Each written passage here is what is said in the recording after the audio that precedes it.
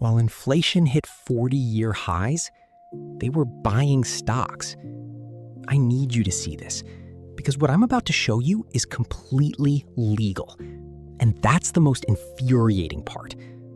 In 2023, the average American saw their grocery bill go up $1,500 a year. Their rent went up, their gas went up, their credit card rates went up. Meanwhile, the people writing the laws about inflation were making money off it. I'm not guessing. The documents are public record. Let me show you.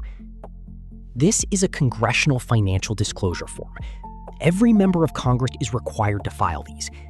And what you're looking at right now is a senator, I'll say the name, who voted against an inflation relief bill and bought stock in companies that profit from high prices 2 weeks before that vote.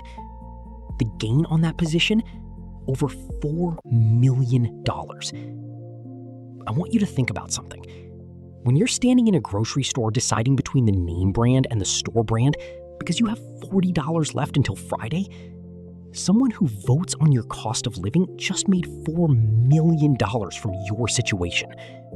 Not because they're smarter than you, because they have access to information you don't, and they can legally trade on it. There is a bill that would ban congressional stock trading. It has bipartisan support. It has died in committee 3 times.